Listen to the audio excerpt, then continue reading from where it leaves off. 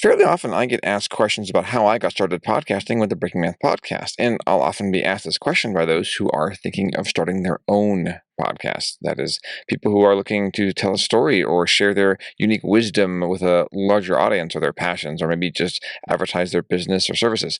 I usually like to start this conversation by either showing off or telling about our preferred podcasting platform, Zencaster. Zencaster is essentially an all-in-one podcast hosting platform. On this platform, you can do everything from recording your episodes to editing your audio and video files to distributing your podcast to all podcasting platforms, including Apple Podcasts, Spotify, iHeartRadio, and wherever else podcasts are played. Now, there's more.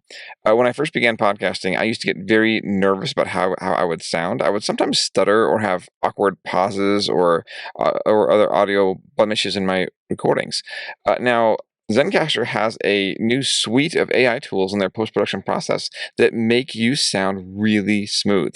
They automatically take out any of the ums or ahs in your recording. Also, they automatically take out any of the awkward pauses in your discussions. The tools will also help you set the right loudness and balance all the levels while reducing any background noise, all with the click of a button. Doesn't sound too bad, does it? You really should check it out. Really, the world needs to hear what you have to say. In fact, I'm going to give you a code below to help give you a large discount. It's all one word: Breaking Math. Go to zencaster.com/pricing and use my code Breaking Math, and you'll get 30% off of your first month in any Zencaster paid plan. I want you to have the same easy experience I do for all my podcasting content needs. It's time to share your. What's the easiest choice you can make? Window instead of middle seat? Picking a vendor who sends a great gift basket? Outsourcing business tasks you hate? What about selling with Shopify? Whether you're selling a little or a lot, Shopify helps you do your thing, however you cha-ching. Shopify is the global commerce platform that helps you sell at every stage of your business. From the launch your online shop stage to the first real-life store stage, all the way to the did we just hit a million orders stage. Shopify's there to help you grow. Whether you're selling scented soap or offering outdoor outfits, Shopify helps you sell. Wherever and whatever you're selling, Shopify's got you covered. Sign up for a $1 per month trial period at shopify.com/try. Go to shopify.com/try now to grow your business, no matter what stage you're in. Shopify.com/try. The specter of disease causes untold mayhem, anguish, and desolation. The extent to which the specter has yielded its power, however, has been massively curtailed in the past century. To understand how this has been accomplished, we must understand the science and mathematics of epidemiology. Epidemiology is the field of study related to how disease unfolds in a population. So how has epidemiology improved our lives? What have we learned from it? And what can we do to learn more from it? All this and more on this episode of Breaking Math. Episode 25, Pandemic Panic.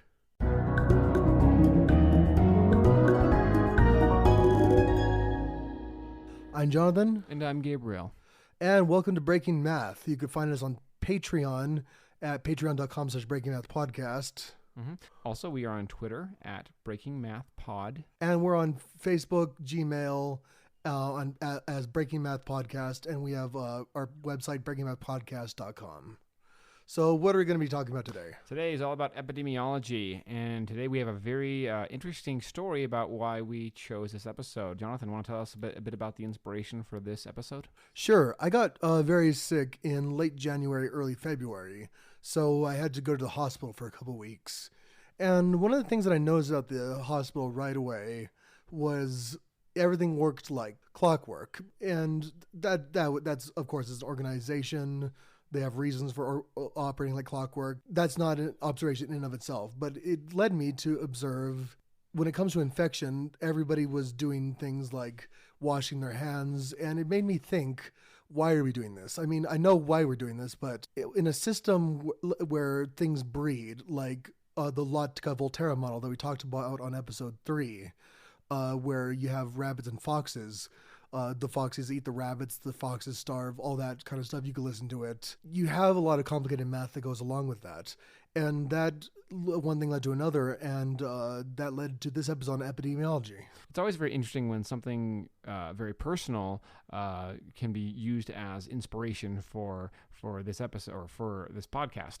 We've always talked about how mathematics permeates all aspects of our lives. So I like how you can use things like your hospital stay and talk about the mathematics of hospitals and how we improve our daily lives. Oh, yeah. And as far as an improvement to my daily life goes and your daily life, and probably everybody who's listening because they have an internet connection has been impacted by this, is we don't die all the time anymore. And the rate of infectious disease reached about more or less its current point back in the 50s, yes. From a very high rate. Yeah. And my dad, back in the mid-40s, got yellow fever, and that was a common thing to happen back then because people just died left and right of childhood illnesses all the time because viruses are brutal and children are weak. Mm-hmm. Wow. Now, real quickly, you had mentioned earlier about modern medicine. Would you say, in some sense, that modern medicine goes back to ancient Greece with Hippocrates? I would say that modern medicine. I would say that in as much as modernity can be traced back to modern Greece, yes. Hippocrates did some pretty neat things. One of the most important things what he did was assume that disease has a natural cause, instead of blaming people for their diseases, like was common back in the day. And not only did he do that, but he experimented.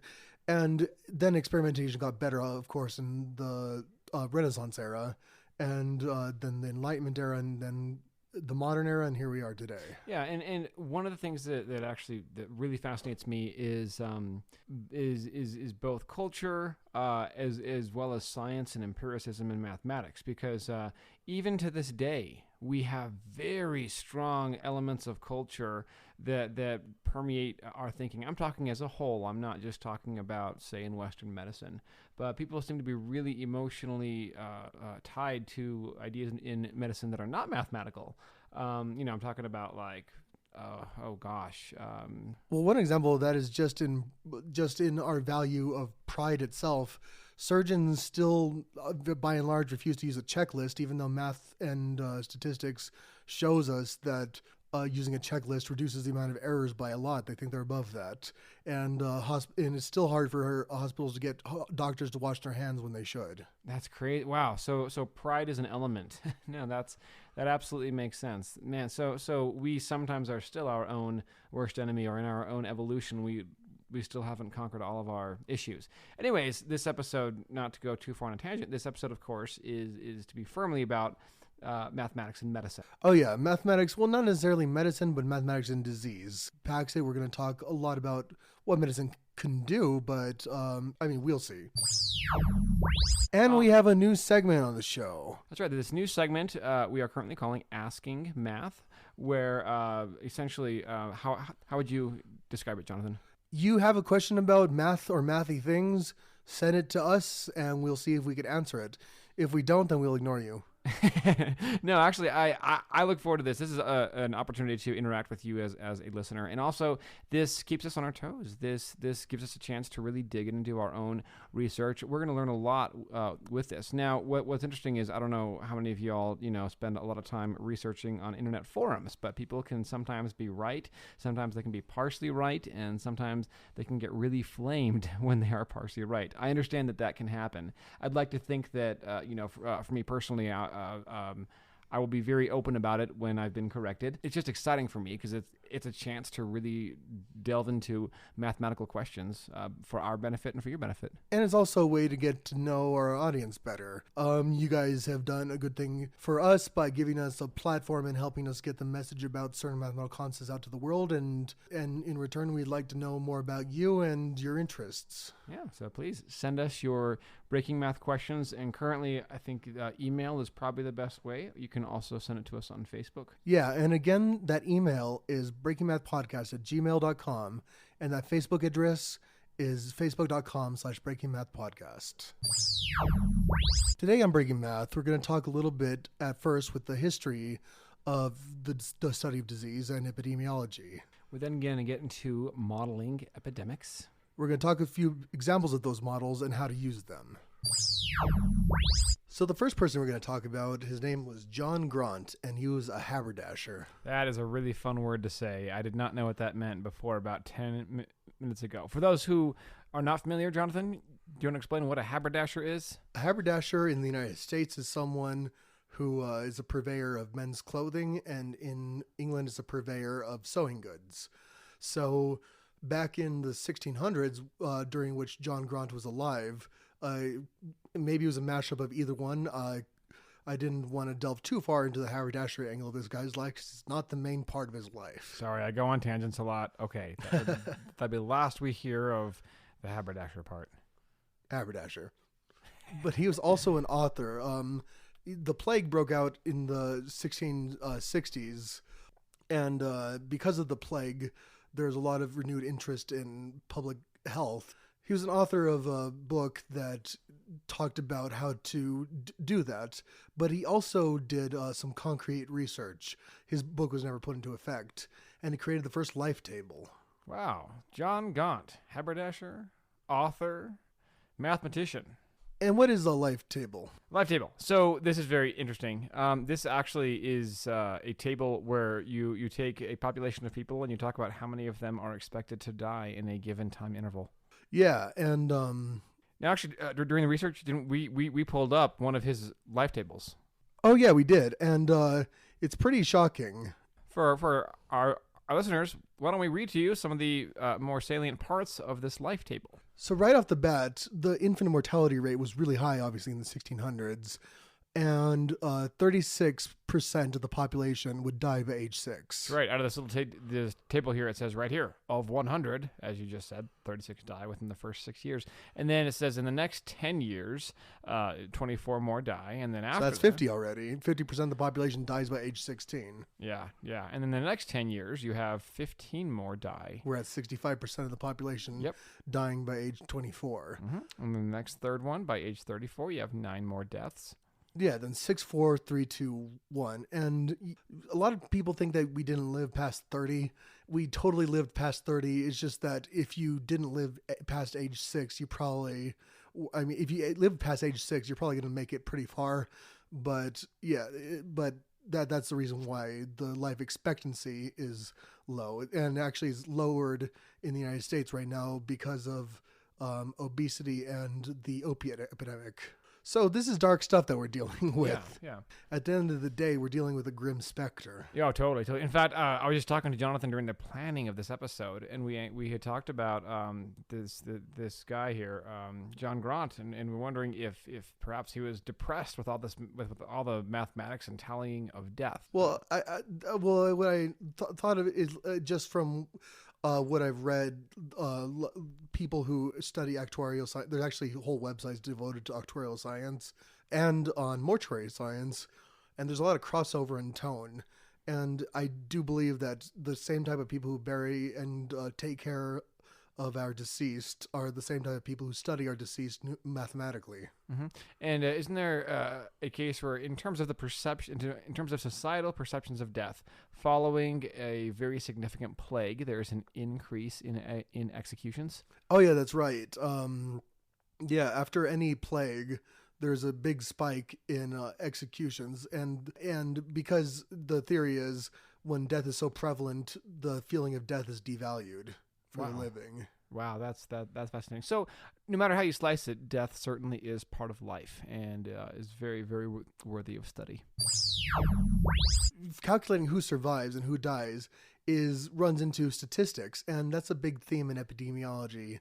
Is statistical models. So let's say in London, there's an outbreak at a specific hospital and of swine flu or something worse than swine flu, and we want to see what's going to happen. We create what's called a mathematical model, and it doesn't have several million variables. There's not a variable for each person. There's not a variable for each germ.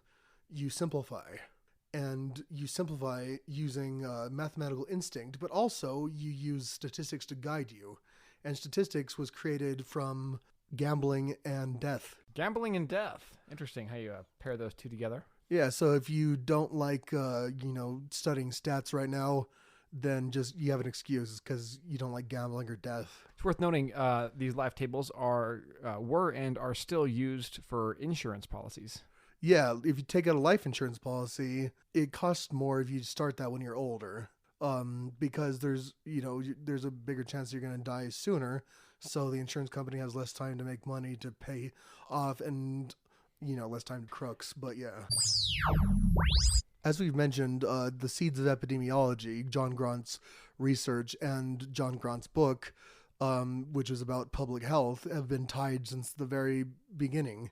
And with our next person, we'll see that too. Yeah, so moving down about a century and a half, 2 centuries, we have Jon Snow. Where have I heard that name before? I think he's on the Game of Thrones. Yeah, exactly. He was an actual real guy. Want to tell us a little bit about Mr. Jon Snow? Oh yeah.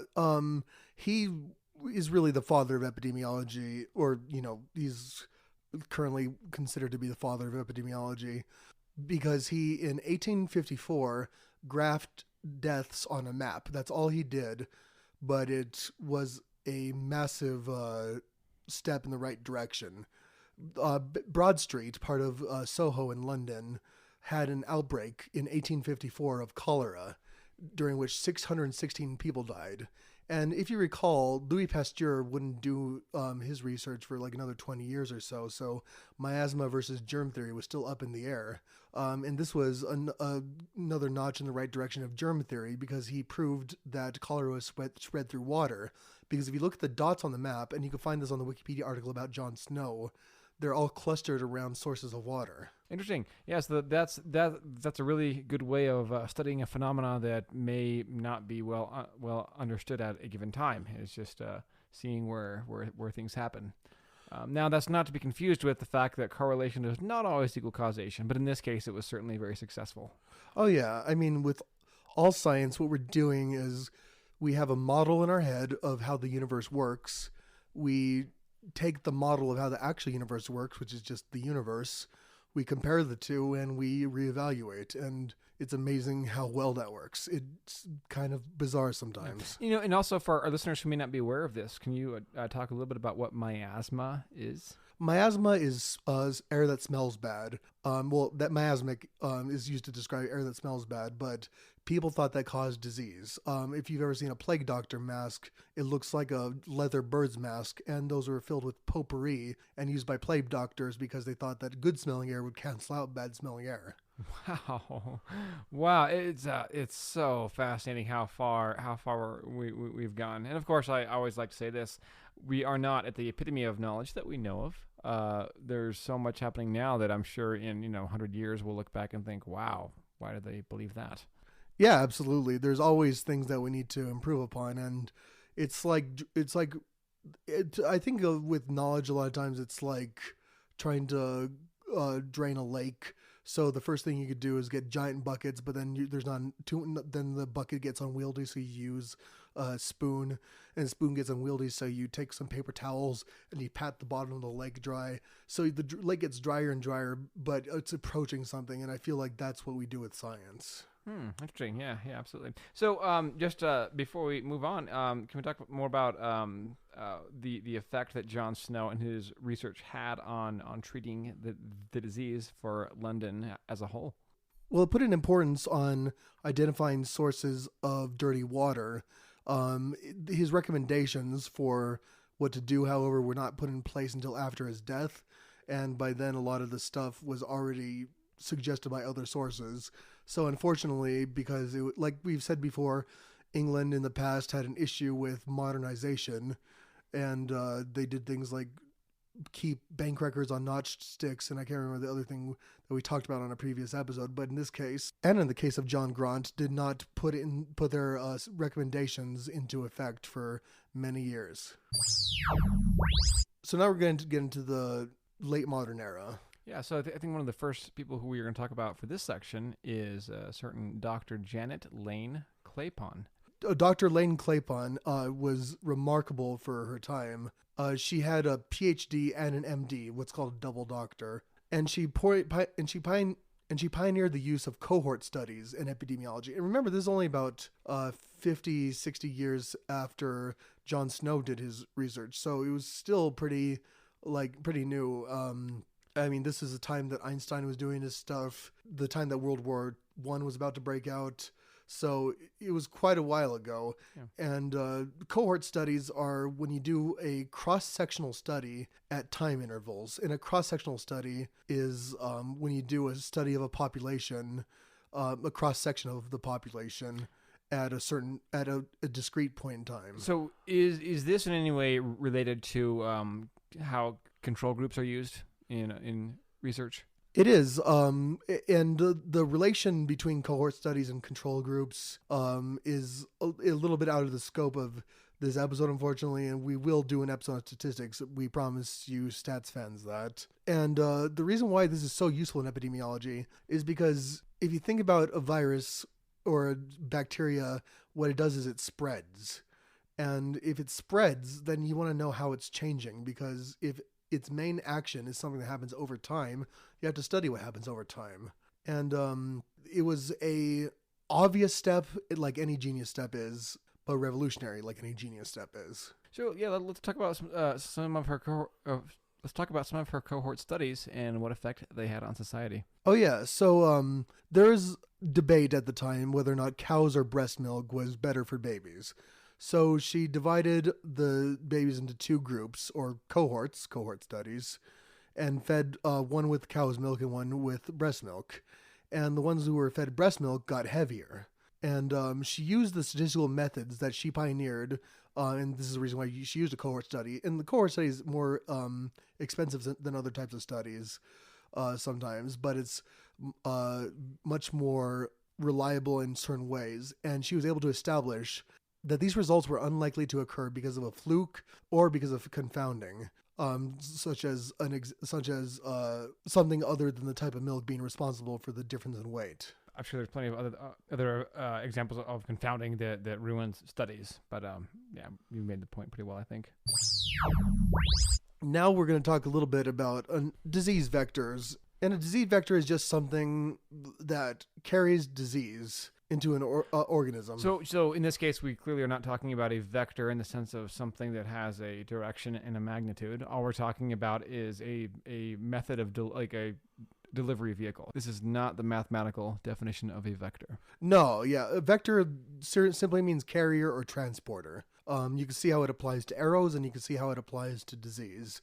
It's a very vague word. So what's the official definition of vector? The official definition of a vector is something that carries a disease into an organism. It's the delivery thing. So let's say it could be, for example, mosquitoes could be a vector, or the vector could be something like a flea, or a vector could be simple as snot. Or yeah, even mucus when you sneeze at work. That's a vector. And this is kind of a nebulous definition because it's the quote-unquote intermediate one. And where do you draw the line of intermediate? Is the lake a vector because mosquitoes breed in lakes?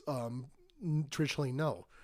So we really have to understand that a vector, in it, almost like the mathematical version of a vector, is something that can be simplified very strongly without removing any of its useful information. So you can model it as a number, basically. Yeah. And I'm sorry, who was the researcher who introduced the idea of disease vectors? The researcher who really did a lot of research on vectors with respect to malaria was a British man called Ronald Ross. Everybody's been British so far, except for I'm not sure if Janet Lane Clapin was. A concrete example of how he discovered a vector is he let these mosquitoes that were uninfected suck on this guy Hussein Khan's blood, who is in Sukharabad in India. And inside these mosquitoes, he found these round cells that were not part of the mosquito cells, because they didn't look anything like animals, like insect cells. And he was so excited by his discovery that he wrote this poem. This day, relenting God hath placed within my hand a wondrous thing, and God be praised. At his command, seeking his secret deeds, with tears and toiling breath, I find thy cunning seeds. O million murdering death, I know this little thing a myriad men will save. O death, where is thy sting? Thy victory, O grave. And this is an example where you don't need test tubes and stuff to really, I mean, you need test tubes, I guess, to find the vector inside of the mosquito or whatever. But what I mean is you use a malaria net to decrease the spread of malaria by a lot. Malaria, like many of you know, is the primary historical killer of humans. And this just shows how, again, this is the third time we mentioned it, but how important epidemiology really is. And I don't think it's political to say that when we responded to terrorism by decreasing the amount of effort that we put into eradicating polio in Afghanistan, that we're doing the world a grave disservice. Absolutely. So, although disease vectors themselves are not mathematical, we certainly do get very mathematical in recent models of epidemics. So in this next segment, we're going to talk about some mathematical models of epidemics.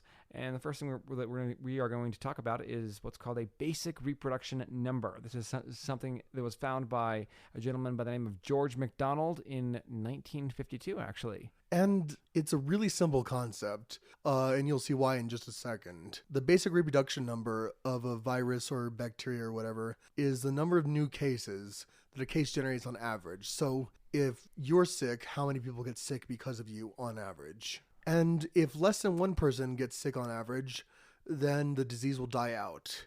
If more than one person gets sick on average, then the disease will live on and eventually take over the entire population. And the truth is a little bit between these two. But for fast epidemics, this number, the basic reproduction number, and we're going to call it R naught from now on because that's what it's called in the literature, is very useful. So let's think of an example here then. We've got something like tuberculosis. So if tuberculosis can either cultivate slowly or quickly via different processes, then its total reproduction number is the sum of the base reproduction numbers. That is to say, R naught is equal to the fast R naught added to the slow R naught. And really, it's not that surprising, because if you have different ways that a disease can proliferate, then it's going to try all of them.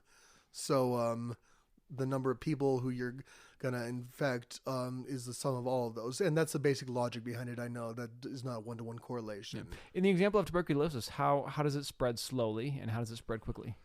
I think it has to do with the way that the disease progresses. So if the disease progresses slowly, you calculate that number, and we'll show you how to calculate the base reproduction number in just a second. And if it proliferates quickly, then it's a different. If it goes quickly, then it's a different one, and it's just different expressions of the same disease. And so you might wonder why these aren't weighted by like something. So why isn't it like the average of the fast and the slow one? And the reason is simply because the number of total tuberculosis cases is already a sum of the fast and slow method that is progressing, so we don't need to weight it again. We said that in the example of tuberculosis, R naught is equal to R naught fast plus R naught slow. Well, let's talk about what R naught actually is. There's an equation where R naught is described as beta over gamma, where beta is the contact rate, and in the case of disease, a contact rate would be what? So the beta is the contact rate, obviously, which is the rate at which a disease creates new diseases, and gamma, which is the infectious period, is which is how long a disease is infectious for. So is it infectious for 2 weeks, like measles? Is it infectious for like years, like in the case of HIV? That's what that is. Cool. Okay. And to give you some examples of basic reproduction numbers, Ebola, which is known for burning itself out real fast, like a toddler or something, has an R naught of 2. But measles has an R naught of 15, and measles is known for spreading extremely quickly. And Ebola doesn't have a lower one because if it's below 1, like we said, it's non-viable. Yeah. So as this was introduced, So the takeaway of this is that we have a number, and if we can make that number less than 1, then we kill off the disease like we do with smallpox. And there's ways that we can deal with viruses. I mean, like what? Well, 3 ways that we have are quarantine, where one who is infected is isolated from other people as to not spread the disease. Also sanitation, which of course is just cleanliness. And then finally we've got vaccines. And you'll notice that all 3 of these affect the beta number, the rate at which a disease can spread. Because with sanitation, you have less bacteria sitting around, so there's less of that. With quarantine, the bacteria have nowhere to go, and with vaccines, the bacteria have nothing to do, or they just get eaten up by white blood cells. Or I don't know if that's how viruses are eaten in the body, but yeah. Now, one model that's pretty widely used because it's pretty simple, but can be used in conjunction with other models to create very complex and nuanced models, is called the SIR model. And that stands for susceptible, infected, and recovered. Now, this is a differential equation, isn't that right? Yeah. And we're going to talk about what that means in just a second, but just so you're not lost, susceptible are people who haven't gotten the disease yet and they're not immune to it. Infected are the people who are infected. And recovered are the people who are It's pretty self-explanatory now that I think about it. And we talked about differential equations before, but this model that we have here, the SIR model, might be a very good way of actually explaining it if you had the background that we just gave you for epidemiology. So we have SI and R, which are the numbers of people who are, susceptible, infected, and recovered. And then we have S prime, I prime, and R prime. And we're going to call these, and prime just means rate of change. So we're going to use the word rate of change from now on. Mm-hmm. And what's a rate of change? It's the rate with which something changes. Sorry. It is pretty basic. And basically what this is if I go a certain amount of distance, a certain amount of time, that's a rate of change. And S prime, I prime, and R prime are technically what are called infinitesimal rates of change. So this is, for a car, what you'd see on your speedometer. That's your infinitesimal rate of change. That's with respect to time. Or increase in distance over unit of time. Increase in speed over unit of time would be acceleration. So now, obviously, we have susceptible individuals, right? Yes. And we got infected individuals, so what is the relationship between susceptible individuals and susceptible, infected, and recovered individuals? So this is interesting. So as we said, susceptible is S and infected individuals is I. We know that S, or susceptible individuals, become I, or infected individuals. Basically, S is going to go down as I increases. Also, infected individuals we know will eventually, or some of them at a given rate, will become recovered individuals. So I becomes R, I goes down as R increases. And you'll notice that S can only go down, R can only go up, but I can go either down or up. So if there's more people getting infected than are recovering, then I prime, the rate of change in I, is positive. Otherwise, it's negative or 0. Every day, a fraction of infected individuals turn into recovered individuals. So let's say a disease is like measles and it runs for 2 weeks. So what percentage of the population is going to be turned into recovered individuals every day if the disease lasts 2 weeks? So it would be 1/14 then. Yeah, 1 day out of 14 days. And by the way, recovered here also means dead. So if you die from measles, you're technically recovered from measles, which is funny. Yeah. So then to expand that, the rate at which susceptible people turns into infected people is dependent on both the susceptible population and the infected population, since this is a statistical average of interactions between people. The way that you could think about this is, let's say I have 1,000 people who are infected and 1,000 people who are susceptible. If the interactions are perfectly random, for every person in the susceptible group, there's 1,000 people in the infected group. So there's 1 million different interactions that could happen with equal probability in this model. And for those of you who keep track of the math, these are the two equations. R prime equals BI, where B is the rate of change of R with respect to I. And S prime is equal to negative A times S times I. And we're going to keep the equation here because this is a simple version. Normally, you do have to keep into account the number of the whole population. This leaves I prime, or the rate of change of infected people, is equal to A times S times I minus B times I. Yeah, so we have three different equations that govern this system. And we put together a little program that just kind of shows you how sensitive these variables are. So we're going to run it with, and we're going to use a slightly different equation, which you can find on the Facebook page. So let's say, all right, so what is the initial unsick population, the initial susceptible population? So the initial unsick population, let's do a nice large sum. How about 15,000? All right, 15,000 people who are not sick yet. How many people are sick? Ooh, how about let's start small. I want to say 33? 33 people. And let's say no people have recovered yet. What's the chance that this disease spreads between a random contact between two people? How about 0.5%?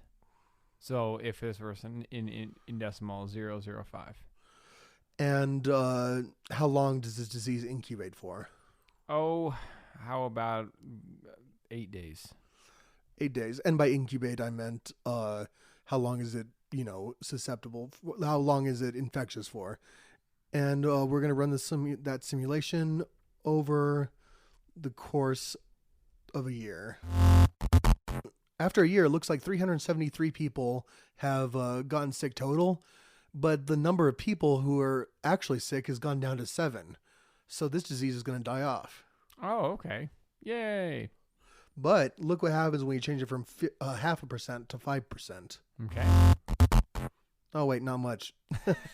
Sorry. Well, this disease just isn't really that detrimental. Yeah, so let's see if half of the people.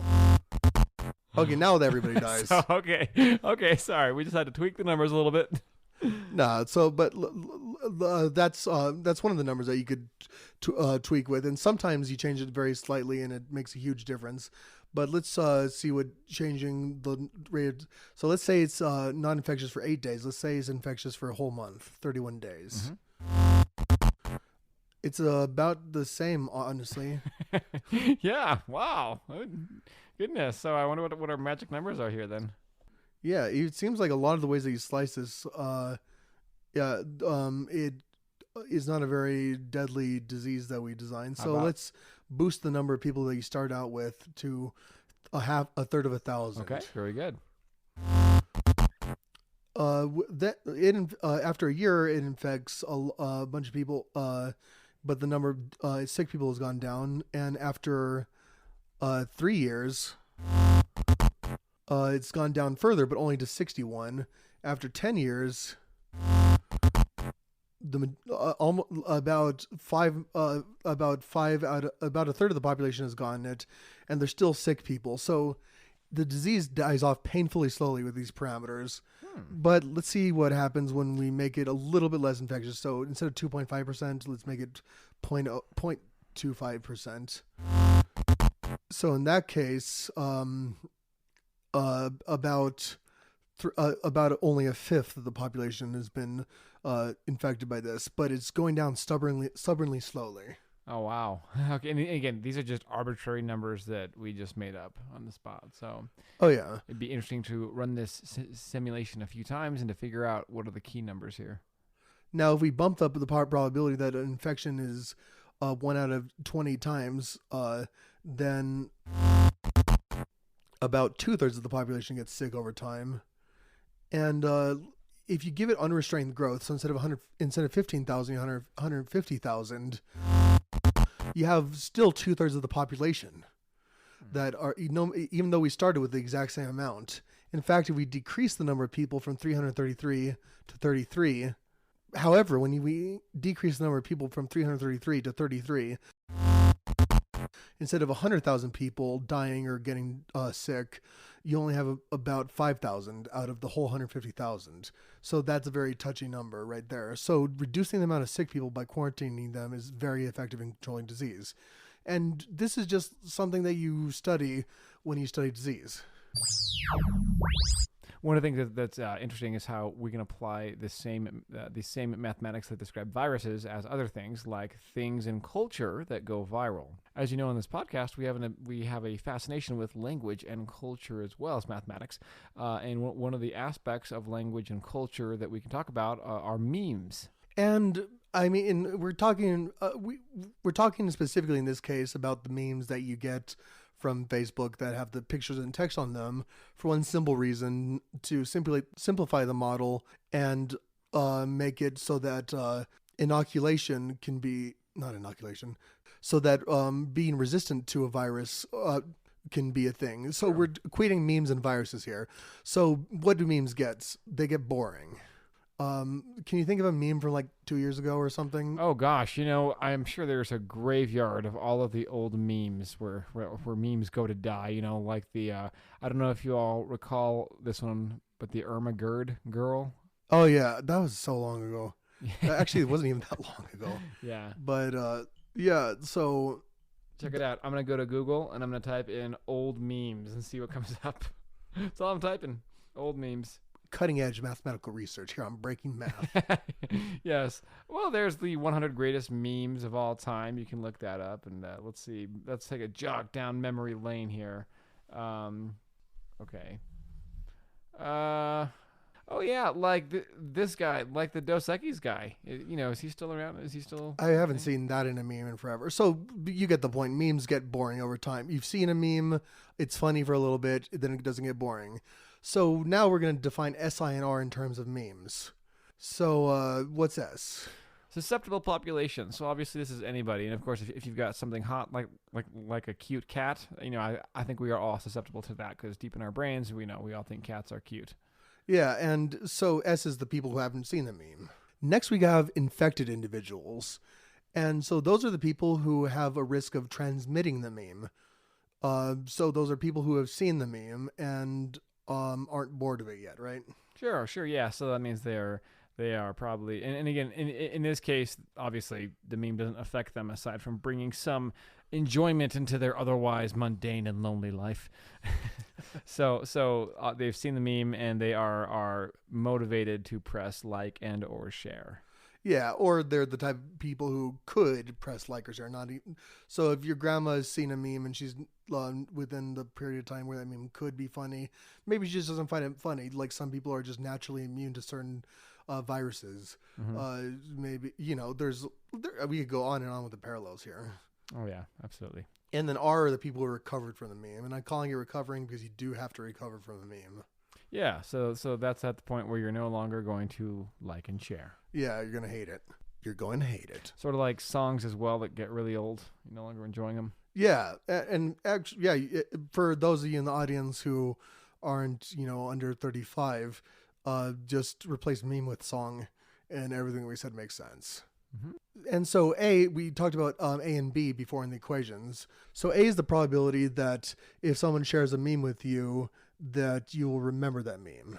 And B is the inverse of the lifespan of the meme. So how long the meme is intrinsically funny for before it gets old. With this, you could track the spread of social media and make predictions about social media. And in fact, people do this all over. It's big money right now. So like with anything in math and in science, but especially in math, one discovery can be applied to so many different things. What's also fascinating is I find memes are also, there's some degree of a barrier in memes with respect to age. I took note of this back when I was a kindergarten teacher. I had a lot of kindergartners come in after recess and tell me very excitedly that they had discovered Indian clay. Now, I realize that name may not be very sensitive. I'm sharing this as a fact of what they told me. That was a term that when I was in kindergarten I had used, and at the time I thought that's what it was actually called. But it made me surprised that term is still being passed around in the kindergarten age level. Oh yeah, there is definitely a barrier, and it could be incorporated by the model technically, like it is incorporated by the model technically by the model's own standards. So if most people over like 35, like I said, aren't going to share memes, or if people under 35 aren't going to, then transmission rates are just going to be different. But as you know, as you've seen in personal experience, by just sharing memes, you have an insight into the way that epidemiology works, and it doesn't work like that.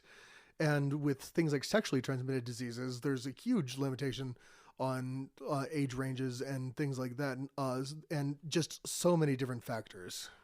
So the good point that you brought up there. Interesting. Wow. And there's so much with our conscious experience that can be described via virology. This seems like it could be a continuing conversation even into future episodes. Yeah, as many of you can see, there's limitations to SIR theory, but it's not the end of the world. And like any model, it doesn't give you full information about the world and doesn't fully represent the world. So graph theory is used a lot in studying epidemiology, but so somebody who's a friend of the show did some work on this actually, and it turns out that there's all kinds of really cool linear algebra and differential equations together related stuff that you could do with graph theory. Graph theory meaning a bunch of nodes connected by arrows. You could also do spatial differential equations, and anything that could be modeled mathematically is going to be modeled by the world and is going to interact with diseases, so you could throw that into the theory too.